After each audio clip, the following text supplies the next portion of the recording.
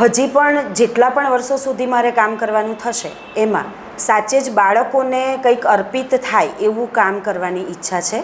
એ doctor, વકીલ, CA, CS, લોયરથી લઈ અને ટીચરથી લઈને બિઝનેસમેનથી લઈને અત્યારે પણ એ લોકો એવા દેશ વિદેશમાં અનેક ફિલ્ડ, લગભગ કોઈ ફિલ્ડ એવા બાકી ન હોય કે જેમાં મારા બાળકો કે વિદ્યાર્થીઓ ત્યાં પોતાનું સ્થાન શોભાવતા નહીં. અમારી શાળામાં પહેલેથી જ એકબીજાને ગ્રીટ કરે ને તો ત્યારે વંદે માતરમ શબ્દથી અમે એકબીજાને બોલાવીએ છીએ, એકબીજાને ઓળખીએ છીએ.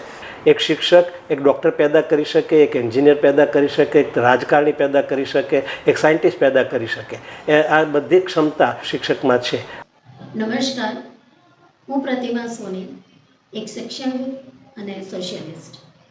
મિત્રો, આપણી સુરત નગરી એક ડાયમંડ સિટી તરીકે ઓળખાય છે અને એવી જ હીરા જેવી ચમક આપણા સુરત શહેરની અંદર દરેક ક્ષેત્રની અંદર જોવા મળે છે અને તેવા જ ક્ષેત્રોની અંદરથી શિક્ષણ ક્ષેત્ર પણ બાકાત નથી, તેનો ખૂબ જ આનંદ છે.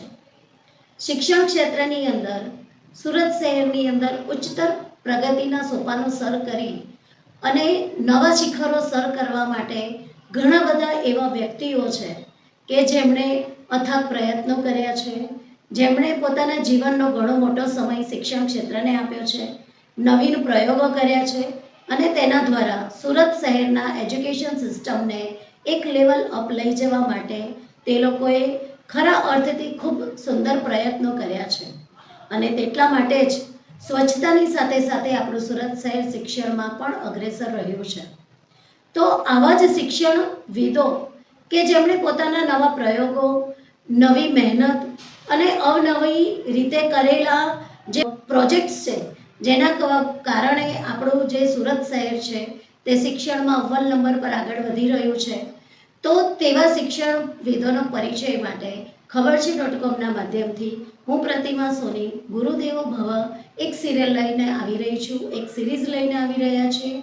તો એ સિરીઝમાં આવા શિક્ષણશીલ રીતે પણ જેઓ ખૂબ અગ્રેસર છે અને સાથે સાથે એજ્યુકેશનમાં પણ જેઓ ખૂબ આગળ વધી રહ્યા છે અને સુરત શહેરના બાળકોને ઉચ્ચતર પ્રગતિ માટે જે લોકો ખડે પગે મહેનત કરી રહ્યા છે તેઓનો પરિચય આપણે ગુરુદેવો ભવ માધ્યમથી આપણે એ લોકોને મેળવીશું. તો દર ગુરુવારે આપણે સાથે મળીશું. જોવાનું ચૂકતા નહીં. આભાર.